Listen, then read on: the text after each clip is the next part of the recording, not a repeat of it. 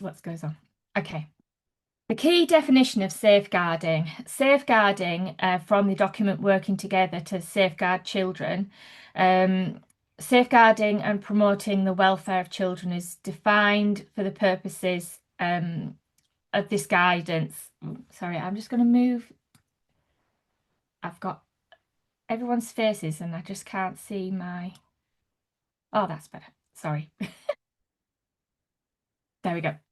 Um, Providing help and support to meet the needs of children as soon as the problems emerge, protecting children from maltreatment, whether it is within or outside the home and including online, preventing impairment of children's mental and physical health or development, ensuring that children grow up in circumstances consistent with the provision of safe and effective care, promoting the upbringing of children with their birth parents or their other family network through kinship care arrangement, wherever possible and where it's in the best interests of the children, and taking action to enable all children to have the best outcomes in line with the outcomes set out in the Children's Social Care National Framework.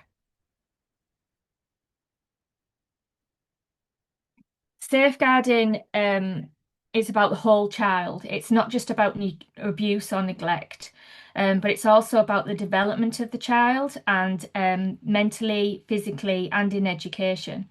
The key phrase in that statement is enabling all children to have the best outcomes. So the word safeguarding really is just ensuring that every child is safe and happy and can be the best that they can be.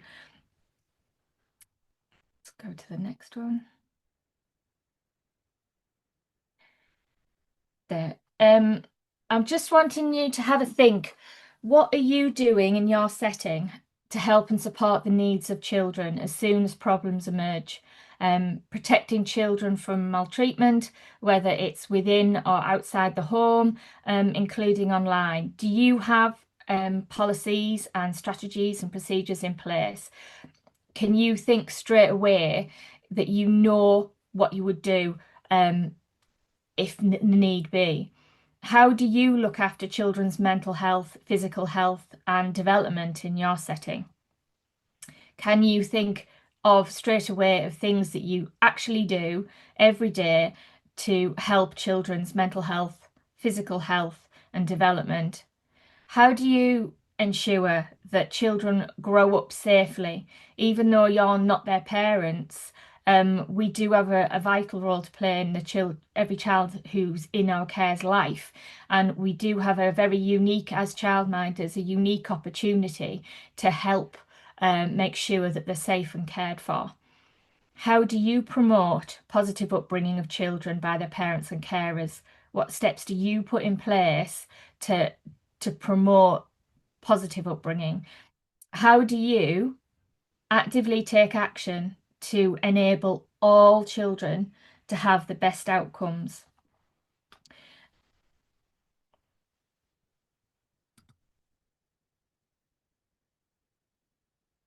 How some of the things that I do is, I make sure that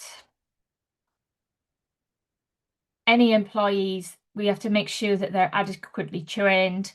We need to make sure that we engage with parents and we have them involved in their children's learning and update them on progress. Because one of the most the parents obviously know the most about their child and can give you the insights that you need in order to reach the children and in order to make the things that you do the most effective. And, the parents are vitally important to the child's development. And our relationship with them is the best way in, really. We follow our frameworks and guidances and documents, collaborating with families, encouraging a child-centered approach, demonstrating positive leadership and being a positive role model for the children, how we interact with people around us and how we interact with employees. We're modeling to the children how to talk to people and how to deal with situations. And they will look at what we do, like the copy off our sayings that we say, ups a daisy, and we will copy what you do. Making sure employees are adequately reference checked is another absolutely vital thing now that has been raised with all the new documentation that's come out, and we have a lot of new guidance around reference checking and ensuring that the qualifications of staff are as they should be.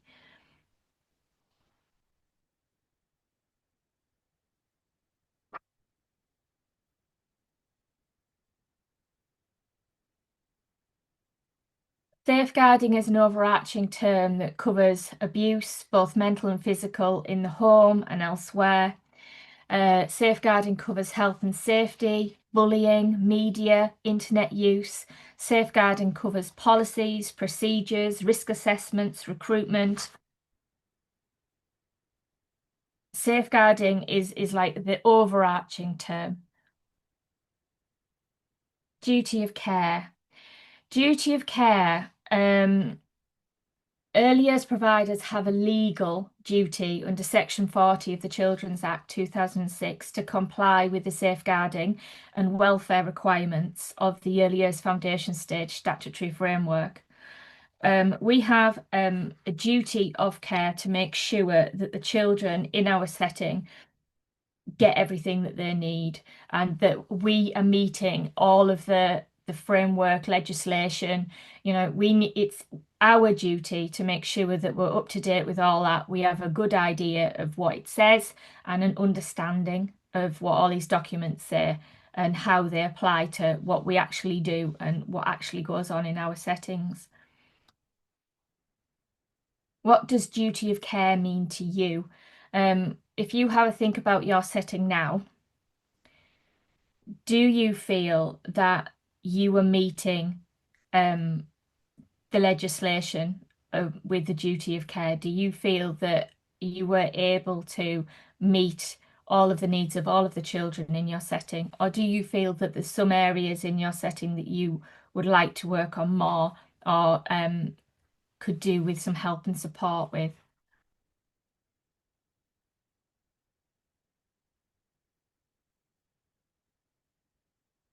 It's important that we have things in place like risk assessments, setting behaviour boundaries, because it's that bullying and that children being unhappy in our setting, which is still part of safeguarding, or so it's important that we have boundaries and model boundaries ourselves of how we talk and interact with each other, and how we treat each other. We need to make sure we put in place interventions when needed.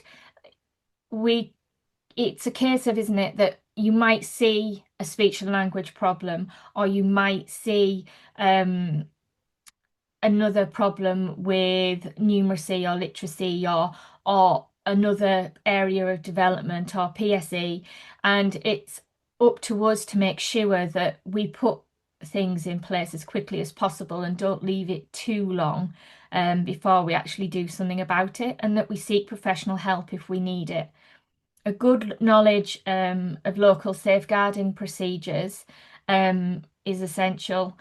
Ensuring yourself and staff are aware of signs of abuse is something that you should be checking up on regularly.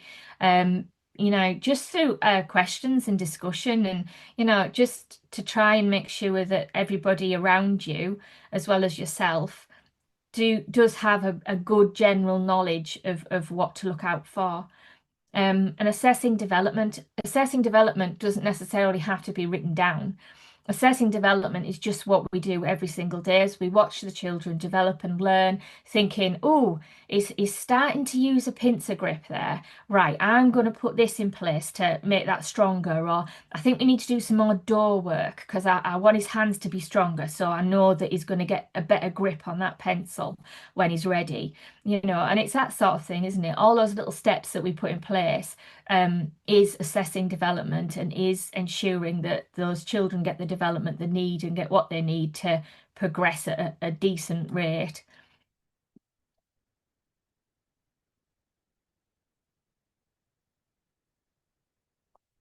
Child protection refers to measures that we would implement or plan to implement to safeguard children who are experiencing or at risk of experiencing significant harm. So the child protection aspect is more of our abuse or concerns that a child would be in danger of significant harm. And when we see that term, that's when we're looking at the more abuse and referral to safeguarding teams side of things. Do you know what actions you would take if a member of staff is accused of abuse? Can you straight away now think, oh, if somebody, a member of staff was accused of abuse, this is what I would do. I'm a lone childminder. I don't have any staff. If I saw somebody or if somebody told me about another childminder or and accuse them of abuse, what would I say? What would I do? Would I do anything? Would I, would I ring and refer? Would I tell the person who told me to ring and refer? Would I tell, would you, if you saw something, would you ring up and check it out? Would you talk to MAST and discuss it? What if you were accused of abuse? Who do you contact? What do you do? If you see signs of abuse on a child, what would you do? What would your first instinct be, and what would you do? If you see signs of mental abuse to a child, in some of my previous work, I've worked in some areas of extreme social decline, and I did see evidence of mental abuse to children. And there were procedures to follow and things that I had to do. You know, are you comfortable doing those things? Do you know exactly what you should do? Um, if you see signs of neglect, what's the course of action then? Do you know these things? So who do you contact for advice to find out? This is from North Yorkshire County Council and their advice on whistleblowing and children's welfare and safety. Um, all members of staff, like I said, I'm a lone worker, but if you have members of staff or assistants, all members of staff should be aware of the whistleblowing procedure. You should have a whistleblowing procedure, and all your members of staff should be aware of some of these numbers and emails and who to contact. If Ofsted comes into you, they will be asking any assistants, what do you do for whistleblowing? They will be asking them. They will need to know. And you should have be able to have that good relationship, an honest relationship with staff, so that they don't necessarily see whistleblowing as a bad thing, So they know what to do. They can talk with confidence about your safeguarding policy, and they can talk with confidence if you have about a whistleblowing policy, if you have a whistleblowing policy.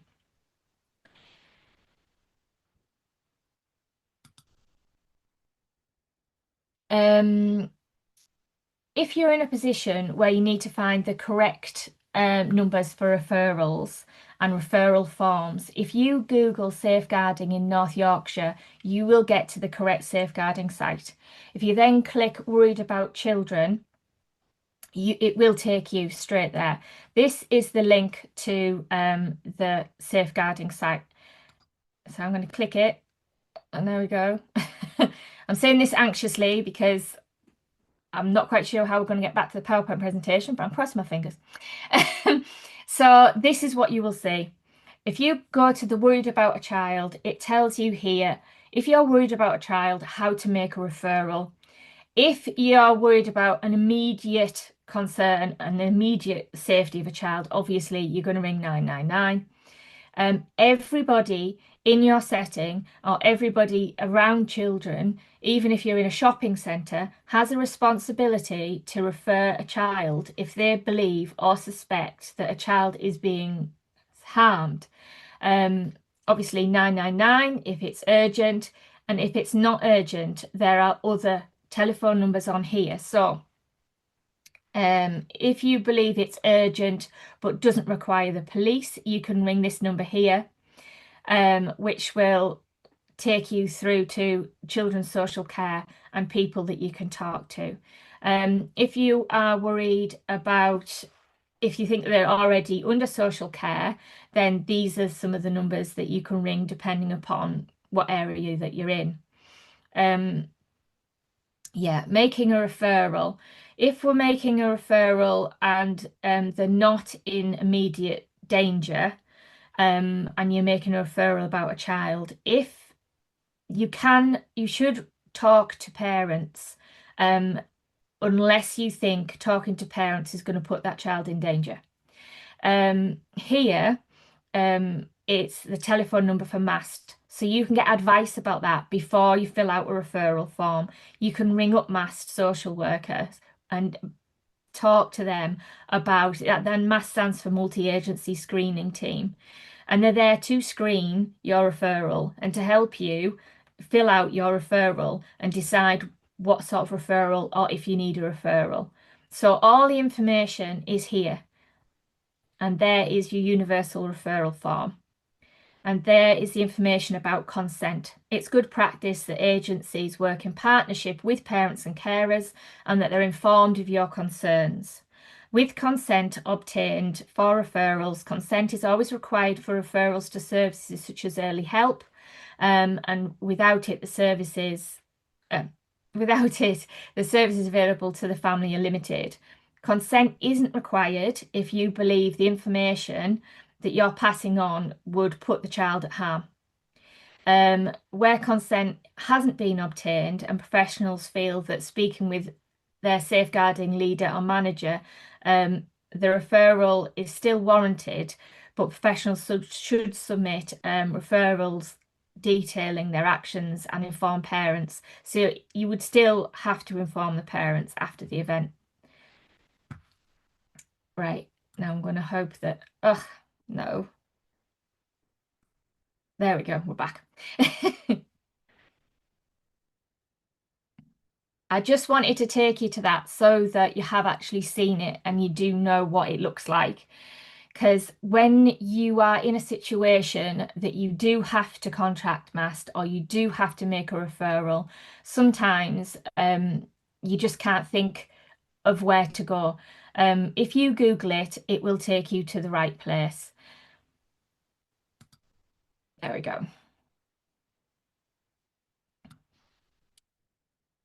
Safeguarding training. This training is an overview. Um, the DSL, which is you, Designated Safeguarding Lead, should attend a course that covers all of the information in Annex C of the EYFS document and local updates. Annex C is at the end of the early years foundation stage document for childminders.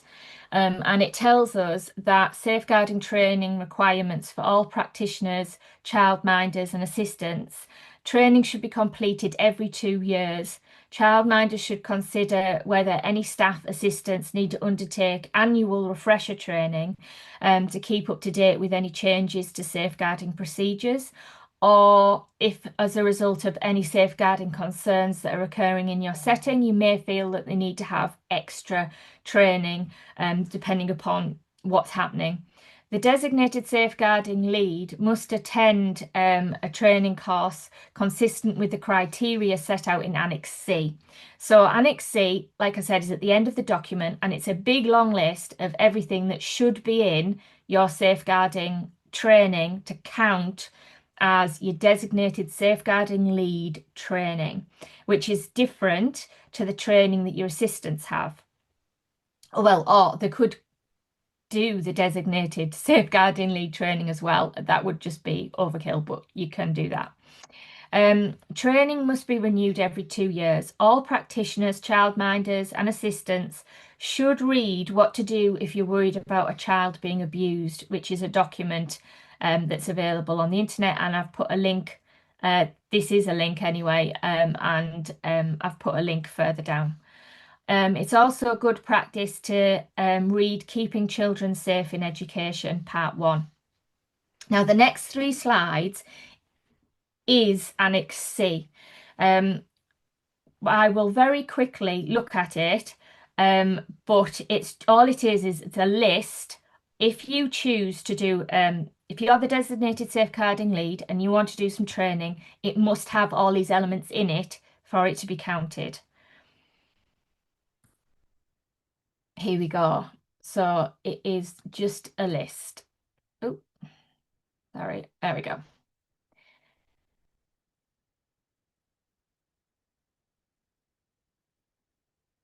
The training has to cover what's meant by safeguarding. It needs to cover all the different categories of abuse, harm, and neglect. It needs to cover factors, situations, actions that could lead or contribute to abuse, harm, or neglect.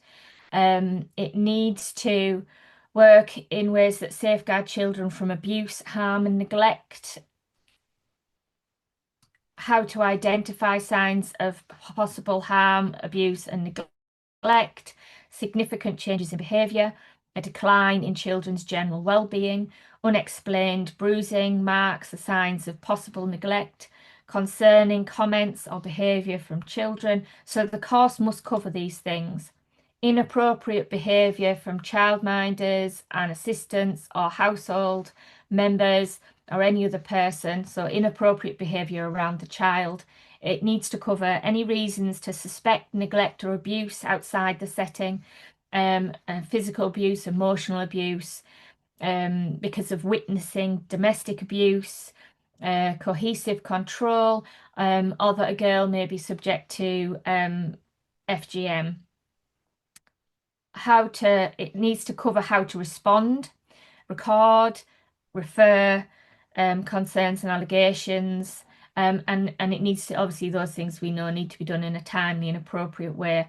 The settings, safeguarding policies and procedures, so the course would cover those. It would cover legislation, policies, codes, conduct, professional practice in relation to safeguarding, and it should cover roles and responsibilities of childminders and assistants.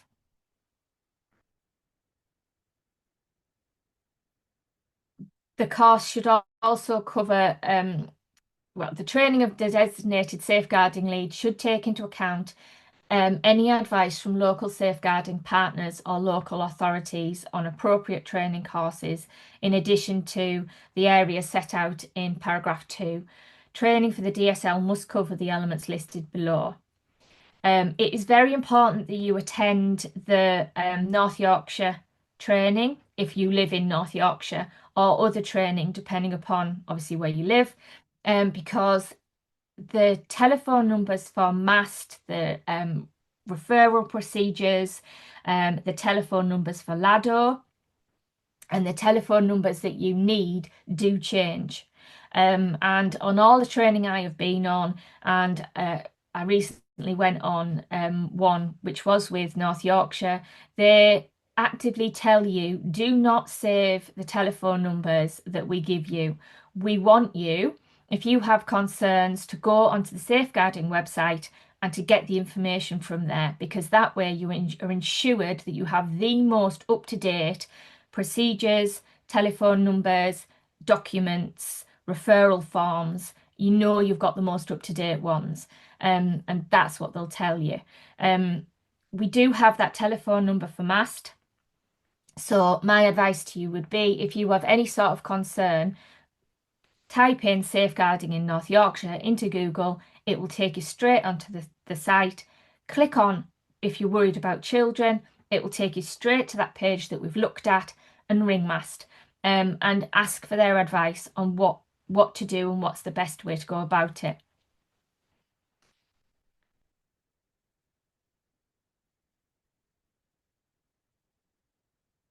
Just for reference, this is the next safeguarding course at the time that's suitable for childminders, 7 till 9, because we all work nights.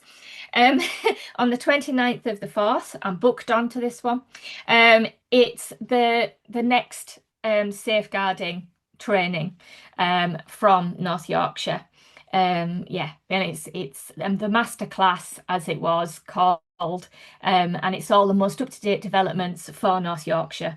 And it says that it's a biannual evening webinar. The next evening one, which is I think is the same course, is on the 4th of October, if you can't make that date in April. This is a link to take you to the Safeguarding Children website. The Safeguarding Children website has lots of different information. We'll click it, but bear with me.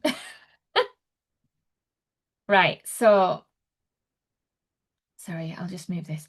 So if you're worried about a child, how to report concerns, referring a child in a professional capacity and how to report concerns. It's just another way in to into the referral process. Oh, we're back. Oh, good. Right. Now, I know we have some people here from Warrington, so this is a link to the Warrington site, which is the same, and it takes you straight to the safeguarding site. It takes you straight to the I don't think there was telephone numbers, but there was telephone numbers that you could ring and advice that you could get and how to refer the information that you need for your area. These are some of the most important pieces of legislation. So the Early Years Foundation stage has a section on safeguarding, which it is very important that we read and we're very familiar with. Working Together to Safeguard Children 2023 is the document that is referred to. The Children Act 2006, Safeguarding Vulnerable Groups Act 2006, Counter-Terrorism and Security Act 2015. So this is just a list of some of the important documents that you might want to look at or review. Prevent. So prevent is another term that's used with safeguarding, and prevent refers to the government's counter-terrorism strategy to stop individuals, including children, from being drawn into terrorism or supporting extremist ideologies by intervening early to challenge radicalism and provide tailored support for vulnerable individuals. It's integrated into existing safeguarding duties, and it's requiring education providers and other authorities to safeguard learners from extremist influences.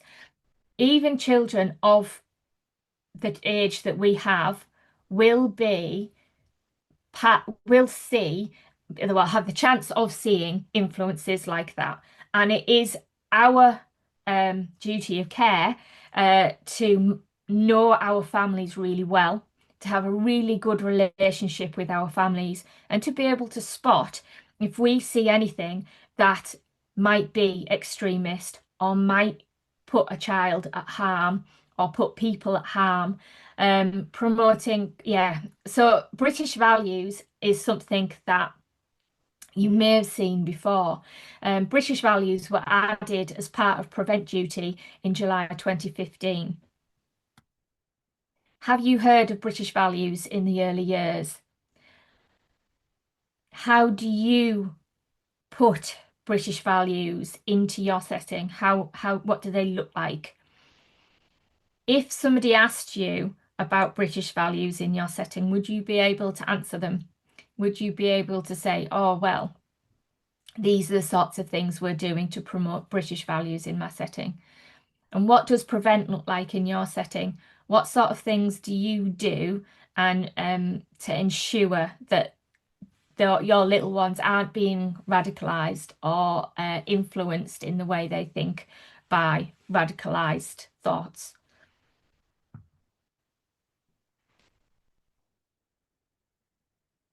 So British values aren't as scary as they sound. So it's basic democracy, supporting children while to make their own decisions, to value other people's feelings, and to try and understand how other people feel, and seeing other people's points of view.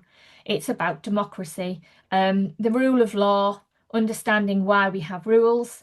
We all talk to children when we say, no, you can't do that, or really don't think that's a very good idea because, and it's understanding why we have rules and why we have codes of behaviour, which we all do in order to just run our setting. Liberty, developing self-knowledge and self-esteem and responsibility. We promote our children to be independent and we ask them about what they're good at and and isn't that amazing, and look, our friend Jimmy, he's really good at that. Jimmy, aren't you good at that? And responsibility, if you have painted on your friend's picture, that's not a very good choice to make, and what should we do next about that? And it's all that basic stuff which is actually fundamentally part of British values: mutual respect and tolerances, to appreciate and respect their own and other people's cultures and opinions. So when we do things about other cultures, if we have children in our setting with different cultures, we include them. We might do Chinese New Year, we might do Eid, we might do, and making the other children in your setting aware that it's appropriate to appreciate and respect that those children might not celebrate Easter or they might not celebrate Christmas, and but some other children do, and that it's all that talk, storytelling, play around those different cultures that help us make sure that those children in our setting have mutual respect and tolerances of the people around them. So the British values is very much interwoven, I think, into the majority of settings. My policies reflect keeping children safe and having respect for each other. I monitor attendance and I follow up absence. Radicalisation can sometimes occur when children are taken abroad, and radicalisation can sometimes occur when children are taken to abroad for significant lengths of time and then they come back with a different mindset and a different attitude. I have experienced that working in Middlesbrough, where a little one went away for an extended period of time and came back a completely different child. Those things need to be monitored, attendance needs to be monitored, and changes of behaviour and opinions should always be picked up on. And depending upon how you feel, if you think that there is a real risk, you need to decide whether or not you need to report that, or you need to ring up MAST and talk to them about your concerns and see where you think you need to go from there. I have a good relationship with parents, which means that parents will talk to me and discuss things with me. We need them to talk to us and discuss their worries and concerns.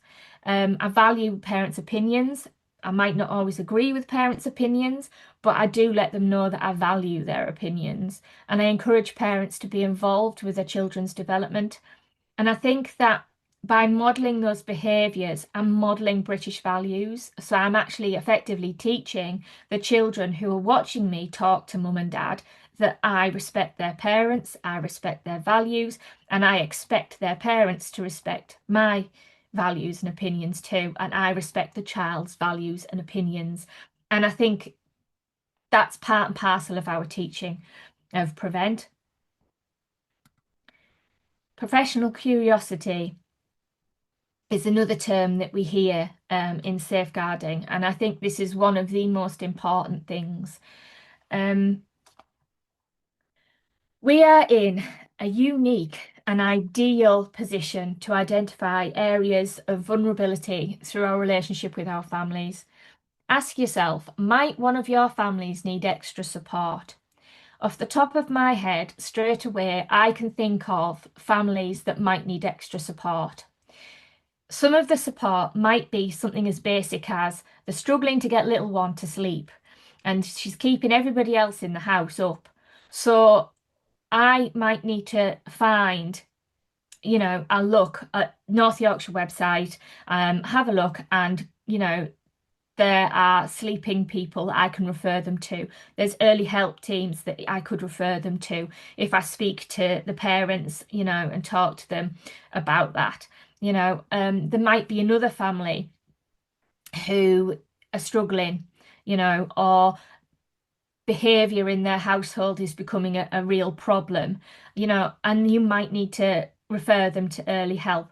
But having those relationships with parents where parents feel happy and confident and safe talking to you about their concerns puts us in a real good situation to have an inside view of what's going on in their house and what help they might need.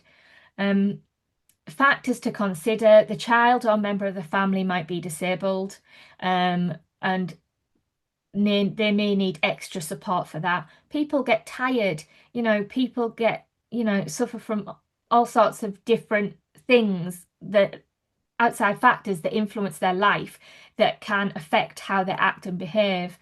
Children or members of the families might have an educational health care plan. There may be signs that they've witnessing antisocial behaviour or they're being drawn into antisocial behaviour themselves.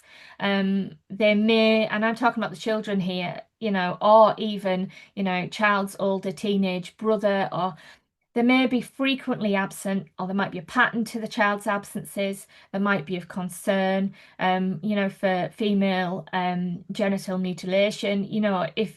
If you have a family and some of the things they've been saying to you have led you to believe that that might happen, then you need to report that before they have the extended absence, and you need to be thinking, oh, this doesn't sit right. I'm not happy with this. And you need to ring up and talk to somebody. You might have seen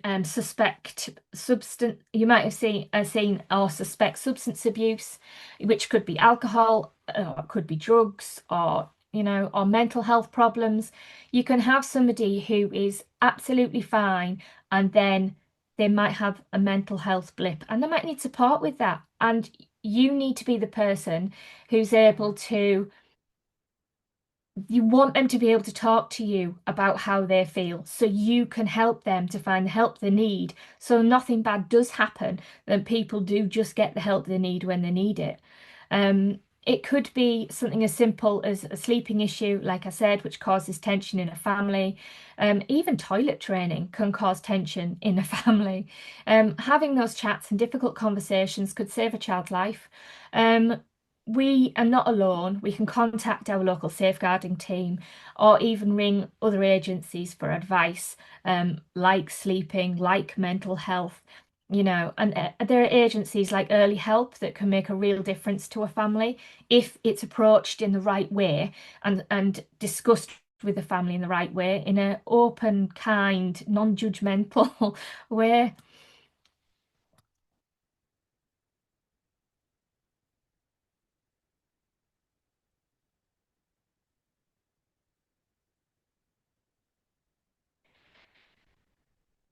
Most of the changes in legislation have come about through serious case reviews.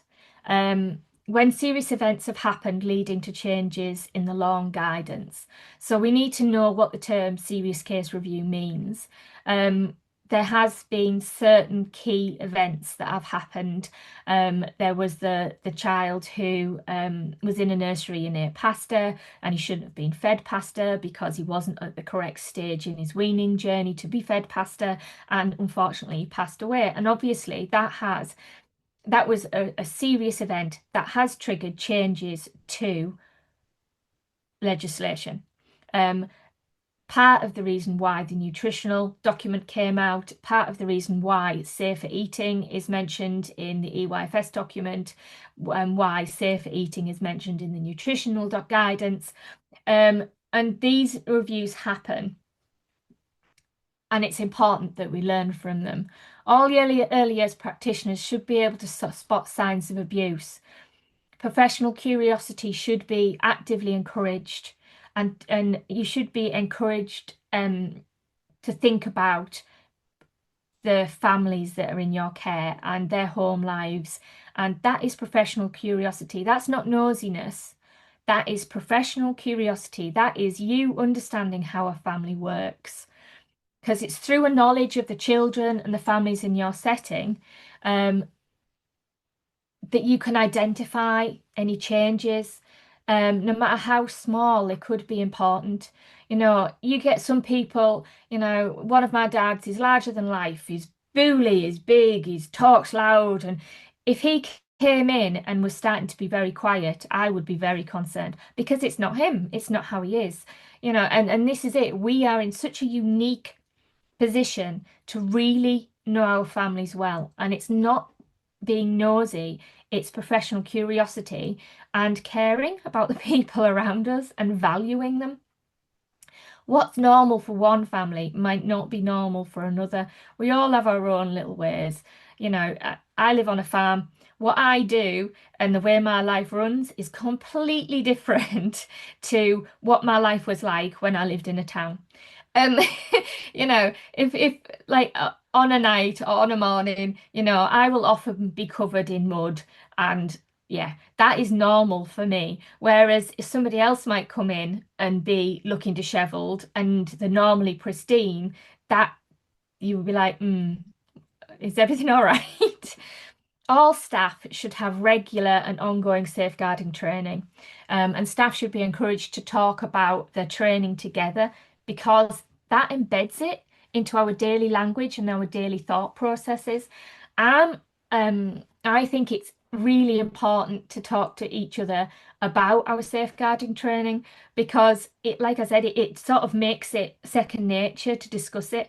I'm a sole trader. There is nobody else apart from me. I don't sit and talk to myself yet, um, but I do know another childminder, and we chat. And I'll talk to her about my safeguarding training, you know, and I'll say to her, you know, about how it makes me feel or things in my own personal life, you know, because a lot of safeguarding training might trigger things that you've seen and things you've experienced. And breaking down your safeguarding training into real, physical, practical things can really help embed it into your mind. And yes, it's important for Ofsted when Ofsted come, but it's also important so that the things we see, it might trigger something. You might think, oh, do you know, we were talking about that the other day, and I think that might be that. You know, it brings it to the front of our mind. Earlier settings should share information with other agencies, and it's your responsibility to make sure that that happens. Um, it's our responsibility to refer. It's our responsibility to refer for speech and language. It's our responsibility to refer if we think a child may have another learning need, you know, if we think a child may be autistic, if we think a child, you know, it is our responsibility to contact, get permission from parents, talk to parents, and contact other agencies, even if it involves a lot of paperwork. You know, it's our responsibility to start the process of getting a child or an educational healthcare plan, or get a child an educational healthcare plan. There is support out there to help you do it. And you just need to go onto the North Yorkshire websites. So there's one for early help, like there's links for early help and there's links for special educational needs. You know, there are people you can talk to in North Yorkshire about special educational needs and about referrals to, you can contact speech and language about getting an educational healthcare plan. And it is your responsibility to make sure that you do that. If a child attends another setting, it is good practice to liaise with them with the permission of the parents, and that can support blended support plans for SEN or just to help make transition smoother. Um, when children leave my setting and they go to school, um, or I've got some children who are doing like 1 day a week in a bigger setting, I do a handover sheet and I talk to the parents and say, I would like to do a handover with such and such a setting just to help them with the transition and to make sure little Johnny Blogs is will settle in faster. And if I have time, sometimes I pop down and go and see them, or I might pop down with my do a referral sheet and give it to mum to give to the other setting, or I might go and hand deliver it to the setting myself. But I think it does help, and it also helps us all know each other, which I think can only be a good thing.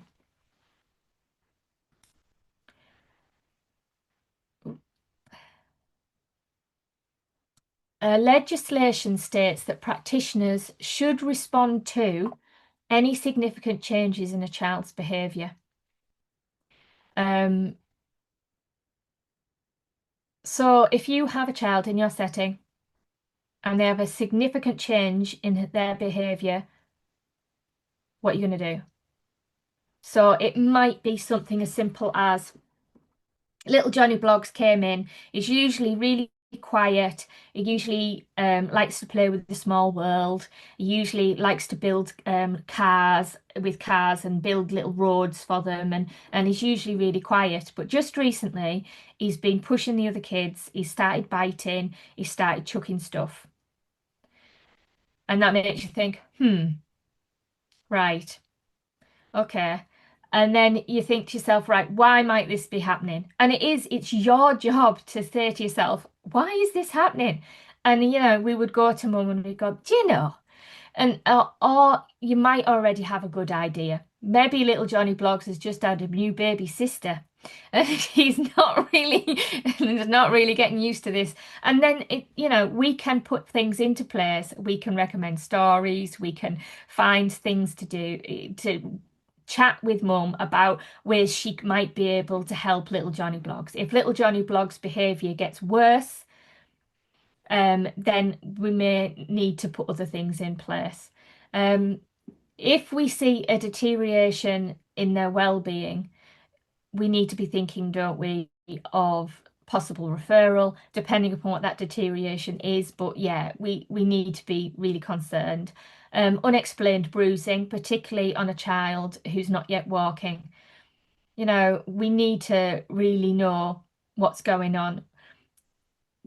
And we need to ask the parents what that bruising is, unless the bruising is in such a place that we feel that that might be really serious. And then we might not ask parents' permission before, and we might just ring MAST.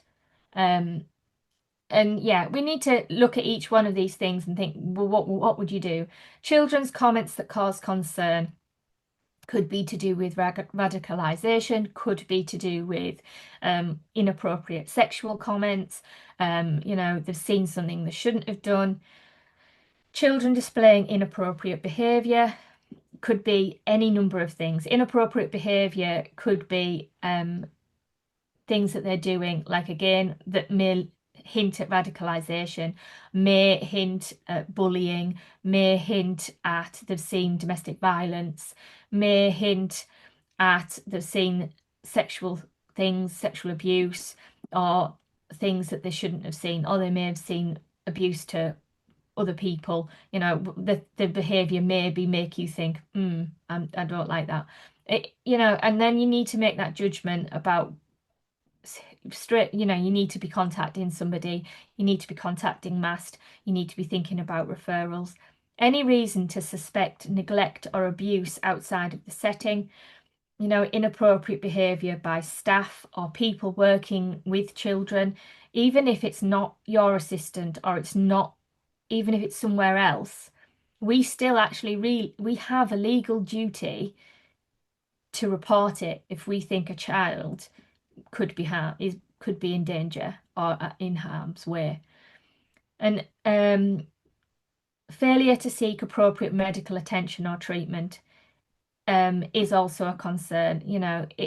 It brings up the whole or seeking medical treatment when medical treatment isn't needed, Munchausen's by proxy, and that sort of thing. It's any of these things need a reaction, need some sort of steps to be taken.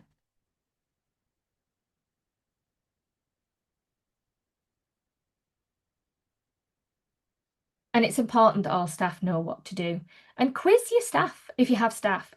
Quiz your assistants. What would you do if? And see what their reaction and their answer is. Just asking them those questions could take a few minutes, and you might find a gaping big hole in your safeguarding. You might go, "Whoa, yeah, I think you need to do some training." You know, and just make you don't have to be in your face. You could just say, "Oh, I was just wondering." If you see this, what do you think you should do? And if it isn't, you don't get the answer you want, discuss with them, point them in the right direction, and send them on training. Um, yeah, they should all know your safeguarding policy upside down and inside out. You and your staff should know how to access the North Yorkshire safeguarding site and how to access the relevant referral forms. It's worth taking some time to look at the site and to see what's available and how to use it. Click on the documents, open them up and have a brief look so as you've got an idea of what's involved. North Yorkshire has a YouTube channel, in case you didn't know, where you can actually watch catch-up videos and webinars. Currently, there are safeguarding training dates available, which I've shown you. And currently, safeguarding training, a lot of it is free. So it's not going to cost you anything but time. And there are evening ones. I work 7 on a morning till 6 on a night, most 4 days a week. I have Fridays off. So often training is not on a Friday. And it's impossible for me to do without taking a day off work. And I'm not going to take a day off work. So yeah, there is training available 7 till 9 for safeguarding. There's some in April and there's some more in October. They did run a specific childminder safeguarding course, but they only ran two, and I haven't seen any more. So I am going to be popping an email over to them asking if they're going to be running any more specific childminder safeguarding courses for childminders as the DSL, the designated safeguarding lead.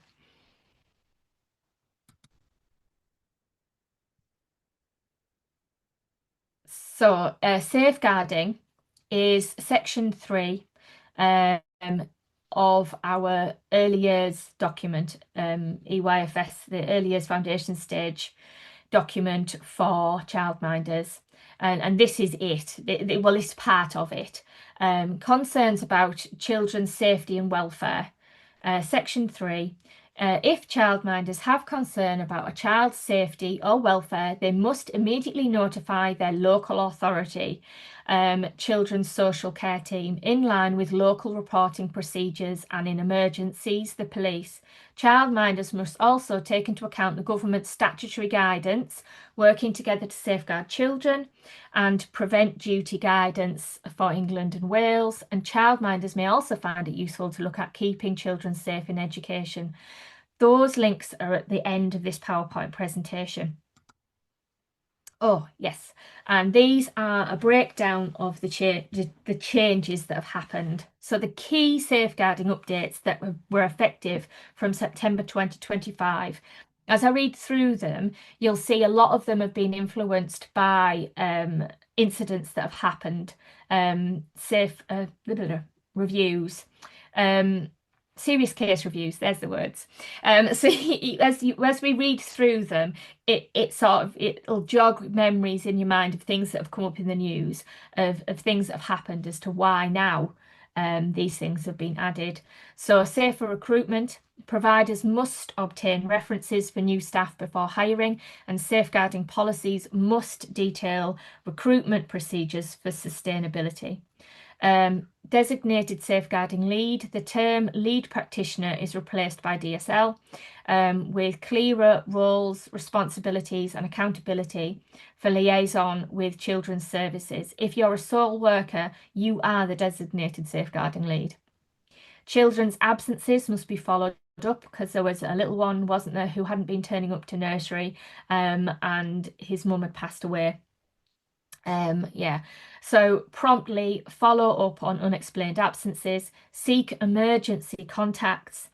We now need more than two, it's recommended, emergency contacts. So if you've got mum, dad, you need some more. So yeah, you may need to send out just a message to parents and say, I've only got two um telephone numbers, two emergency contacts for you. Could you just give me another one? And stick it on a post-it note and stick it in your your children's file. Or if you've got space, add it or do a whole new document if you want. But yeah, need more than two people to contact. Safeguarding training. Um, Mandatory, which means you have to do it, biannual, every other year, training for all staff, with settings needing to show how training is applied in practice. Yeah, so we need to go on that training, and it does mention about training with your local authority and knowing the procedures for your local authority. Whistleblowing. Clear procedures for staff to raise concerns about poor practice and how these concerns are handled, including escalation outside the organisation. Your staff must know about whistleblowing and they must know how to do it. Safe eating, because we had little one who choked. Stronger guidelines for managing and preventing choking, introducing to solids, documenting allergies, requiring a trained first aider in the room during meal times where possible. Children who are to be eating and to be in sight at all times. Ideally, they say, don't they, that we should be facing the children while they're eating. But obviously, if we're eating round a table, we are sort of facing them. But yeah, you must be watching them while they're eating, because choking does not always make a noise. Sometimes choking can be silent.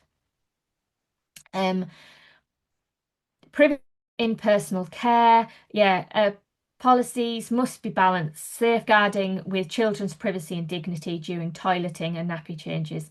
We aren't going to be changing a child's nappy in the middle of the room while all the other children watch. We're going to be saying to the other children, you go and play, and you're taking the other child to one side or behind something or just through the doorway or whatever, so that your body, and or the child, there is a blockade effectively so that they aren't being ogled by the other children while you change them. And often, I get little ones coming and I'm going, no, no, you go and play. I'm just changing this nappy. It won't be a minute. And yeah, it's that sort of thing. Staffing ratios. Volunteers 17 plus and students 16 plus must have a valid paediatric first aid to count in ratios. Again, if you're a soul like me and there's only me, then we need to, yeah. Actions that you might need to take. Now, this is just a list of all of the things that I have had to double check. Now we've had all of these things, all these changes in September. I reviewed and rewrote my safeguarding policy, and made sure that I was stating that I was a designated safeguarding lead, find relevant training with the LEA, which I did for a DSL, and it has to be a known trusted provider. So personally, I'm a member of PACey, so I do the PACey DSL course, and I also do the North Yorkshire. I did the North Yorkshire Childminders safeguarding course as well. So to make sure that I was well and truly covered, I did those two courses. So there are courses out there, but it must be a trusted provider. My way of thinking was, because I'm insured with them, therefore I did their training. Yeah. Ensure safeguarding policies include the items listed in the reforms summary. Make a child absence policy, because the word must is used in the guidance and it must be shared with parents. Whistleblowing procedures must be shared with staff, and I'm a lone person, so it doesn't really count. Safer recruiting, checking references and working down the list of validity checks, checking qualifications against. So there is a site, and I I think I put it in, where you can just click on it and it will take you to a checklist so you can check qualifications. People in our home must have their a relevant DBS. So obviously we work from our family homes. My son is 15, so when his 16th birthday comes, I need to make sure he's got a DBS. Yeah, and everybody else in my house has the DBS. Childminders and assistants must renew safeguarding qualifications every 2 years in line with Annex C, which we had a quick look at. Reviewing seating arrangements for eating and where possible, checking adults facing the children at all times whilst they eat.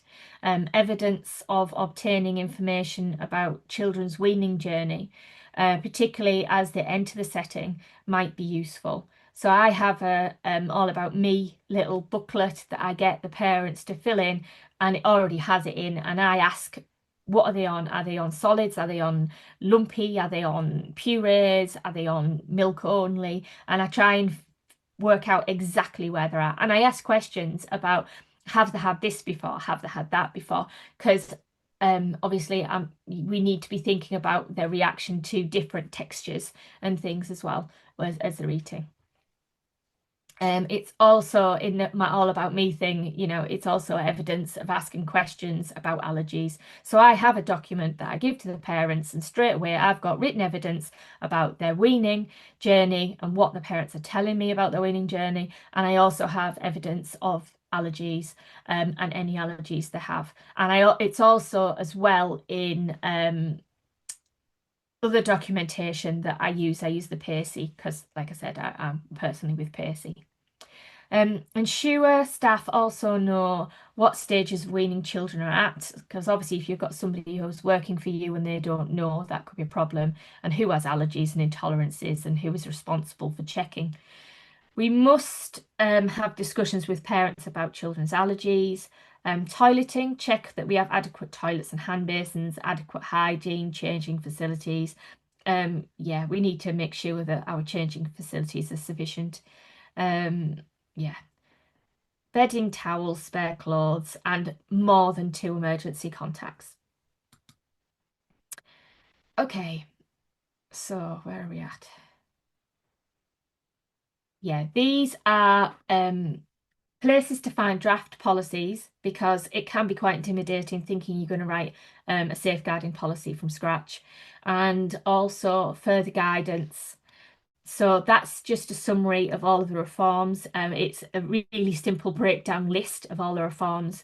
That's it. This is the early years qualifications checklist. So if you do have assistance or you're thinking of getting assistance, this link here takes you to the site so that you can check people's qualifications. The NSPCC Guide to Writing a Safeguarding Policy. So if you aren't with, is it Michael Norton? Might have got that wrong. Or PACey, or have documents that are accessible from your insurance company. The NSPCC do have a really good guide on how to write a safeguarding policy, and it breaks it down for you so that you could do it. Oh, there we go. Martin Michael, not reading my own slides. So that's the Martin Michael one for their help to write a policy. That's the PACey one for help to write a policy. And this is guidance and help for education settings. Now, this is really useful. I'd never seen this website before, and I've come across it, and it is a really useful site. So I might come back to that in a second. What have I got next? Yeah. So I'll very quickly show you this because it is a really good site. And it would, yeah, you'll see. Here we go. Health and Wellbeing. So it's from the Department of Education, and it's 4 settings. And it obviously we aren't doing supervised toothbrushing, but it has a whole lot of information about toilet training, some of which you could share with parents. And it's really good to share things with parents, that is easy to like print out and send to them. Internet safety, so it covers that internet safety section so that we've got it covered and we can say we send information about internet safety. Mental health for early years children. Nutrition, food safety, sensory food education. So it's just really nice and really well laid out. Um, and there we go. So it's help for early years providers, support for practitioners, areas of learning, health and wellbeing. It's worth a look. It's definitely worth a look. Yeah. Yeah. So this is North Yorkshire's safeguarding library, and they have all the little guides for all the different things on there. This is another website about how to write a safeguarding policy. This is the North Yorkshire training link to the North Yorkshire training. And obviously, North Yorkshire do training on all sorts of things, not just safeguarding, but that's the link to that. And these are those documents that I said that we really should think about reading, and just links directly to the document so that it's easy for you. Thank you very much. And we can yeah, stop recording there.